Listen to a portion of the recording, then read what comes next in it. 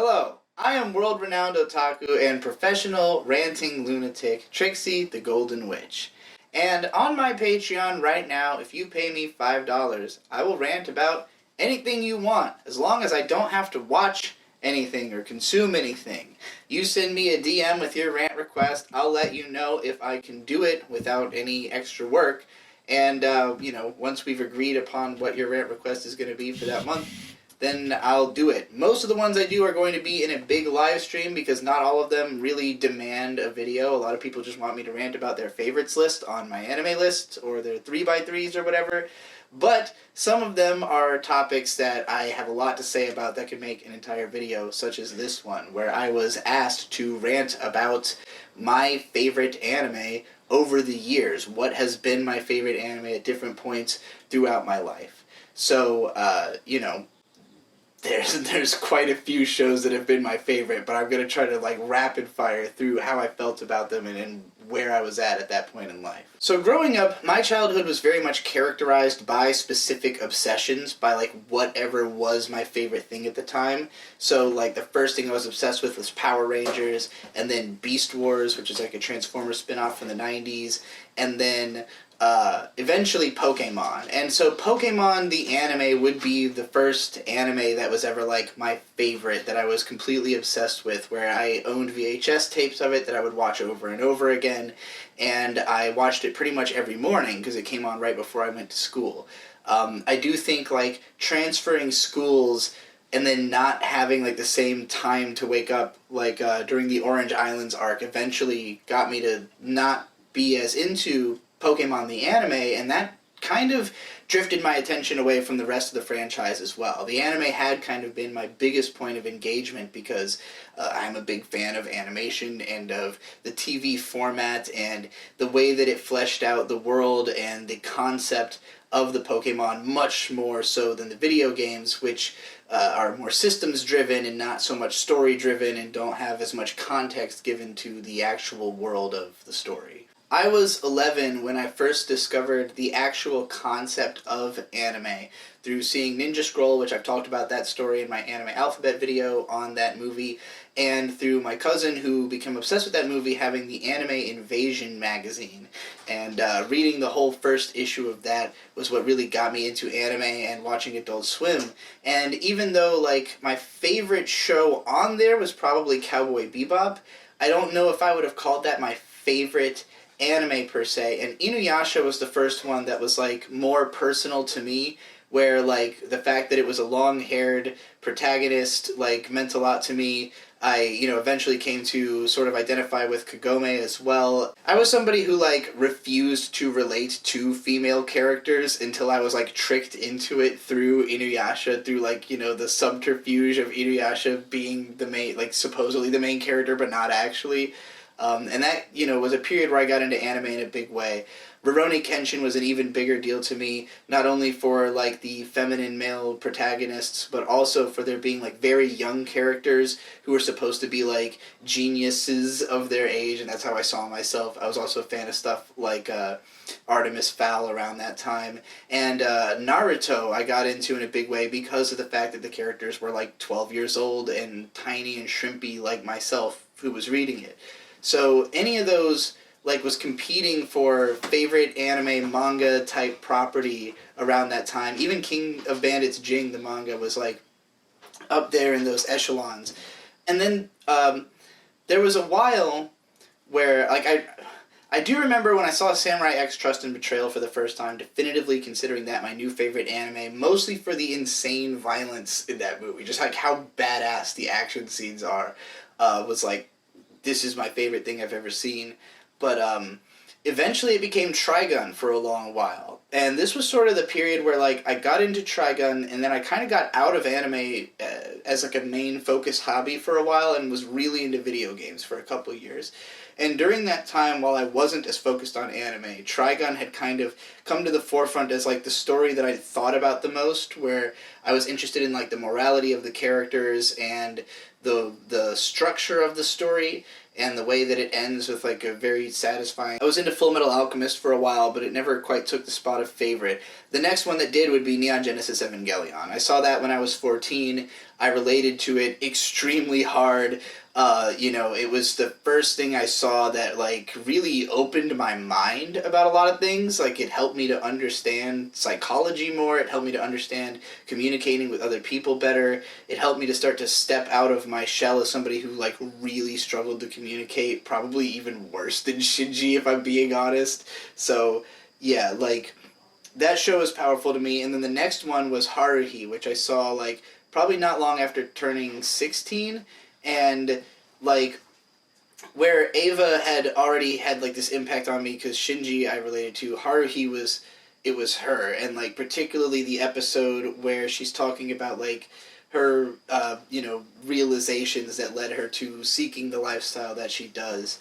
I was like, oh my god, like, I've never seen something described the way I feel so accurately. So, those two kind of, like, sat in a place where it was like both of them were above everything else for a little while. And, like, other anime that I really loved kind of had to sit below those two. But 2007 was when I started watching tons and tons of subtitled stuff. And so I went through a, like, rapid shift in favorites over and over again because of the fact that I was just consuming so much anime at once. So, like, Gurren Lagann became my favorite anime for a while, and then I saw Eureka 7, and that took the spot from that.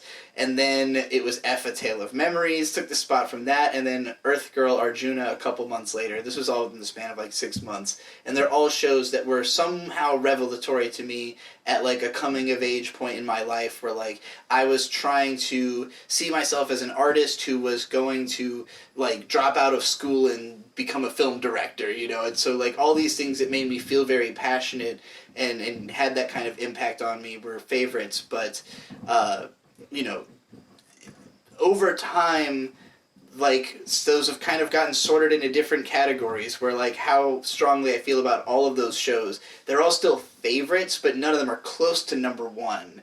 Where, like, they're all shows that, like, I still understand why I had such a strong emotional reaction to them, but, like, divorced by time from that being revelatory, I just see the shows for what they are and don't necessarily love them as much because they're not giving me that, like, mind-blowing reaction anymore. So I guess the next one that really stepped up to plate, like, Gintama competes with Eureka 7 for a while as, like, where Gintama was, like, just, it does everything, so it's kind of hard not to consider it a favorite if you like what it does because there's so much of it and it's, like, so endlessly creative.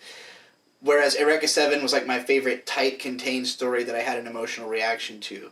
But then eventually, K-On! Sort of took over as my de facto favorite anime. And this happened, like, really when I was getting into YouTube in a big way. And so, like, the first thing I was sort of known to be, like, my favorite anime is K-On! Where, like, I made a video that was like, here's my top 10 favorite anime of all time. I actually have a K-On! Poster right over here in the green screen room.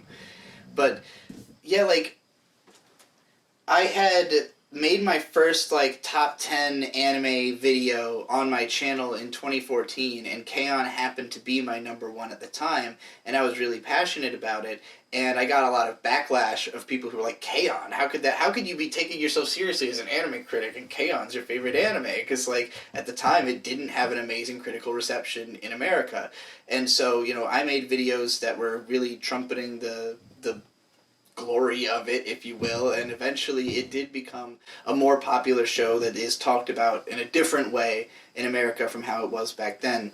So, I'm happy to have been a part of that, and, like, I feel like my contribution to K-On! Is, like, one of the things I'm better known for, even though, like, I've never thought of it as, like, a heralded number one that was, like, untouchable. It's just kind of what happened to be at the top at the time that I, made that list. And, by a couple of years later, I had kind of grown up a little more and felt like I was moving on to stories about even older characters and stuff like Shirobako, which is, like, less feelsy on the, like, emotional level of, like, friends growing together and more of, like, this is just people doing work and, like, what life is like for the rest of it, and that has a lot more impact to me now.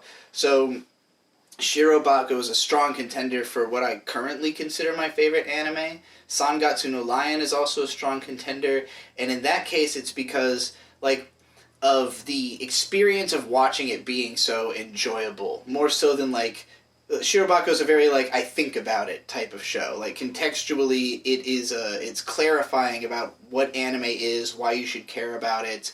It's an infinite rabbit hole of knowledge on anime. Whereas Sangatsu no Lion, like what makes it great is just that there's so much of it, and it's so exciting to just be a part of, where like it's emotionally gripping. It will take me places, it'll make me cry, it'll make me feel joy, it'll make me care about the characters in a way that not a lot of shows can, because it reaches me on every level. Like there are shows where maybe I like the writing, but I kind of am dissociated from the imagery or from the audio presentation, or something just doesn't fully click, and so it's like I'm always invested but not all the way. Sangatsu no Lion is like the only show I can watch where I know it's just gonna completely take me into whatever it's trying to say at that moment, and it took me to a lot of interesting places.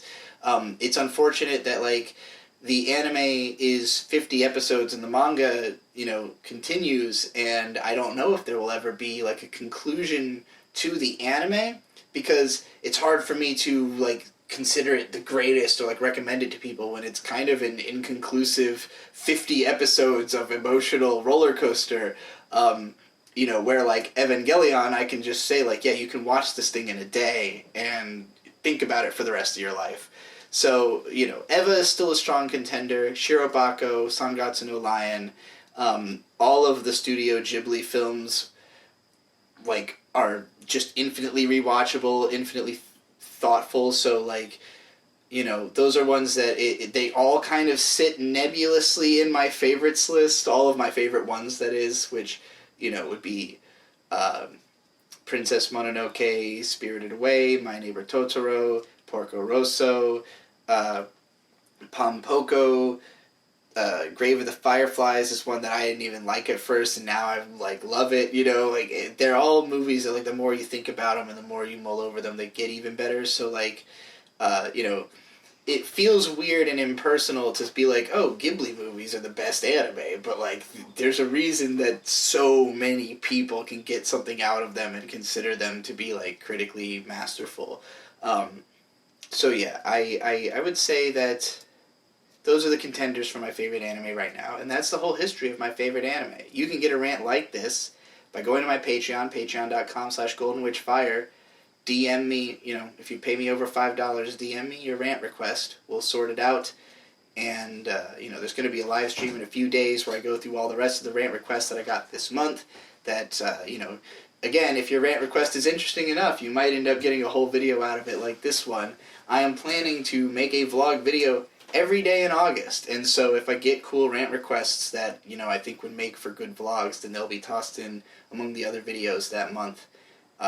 You can also find me live streaming here on the channel. You can find me all over the ASE Presents channel as well, where I've got, my hip-hop review show, my regular podcast, the New Void Gazers show, and I'm part of the hip-hop supergroup Sucker Punch, which releases a new song every single week. I've been posting all those tracks in the community tab, so you'll always be updated. Make sure that you're in the every YouTube video featuring the Golden Witch playlist to keep track of everything I do on this godforsaken website. Thanks again for watching, and never forget, anime forever.